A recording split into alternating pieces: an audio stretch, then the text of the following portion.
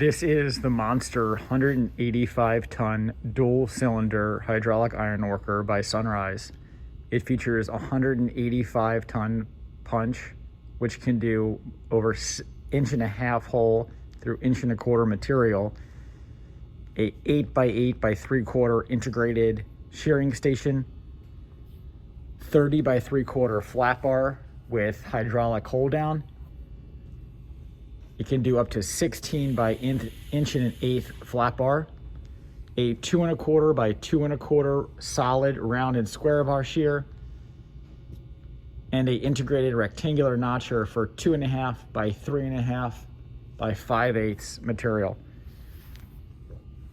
This unit features a 20-inch throat with dual opening die block, integrated gauge table with squaring arm on ball bearing rollers, swing away standard stripper, integrated structural die block on T-slots, LED work light, 40-inch electric back gauge, 11 cents of punches and dies, full tank of hydraulic oil, 2-year parts warranty, and this machine is in stock and available for immediate delivery.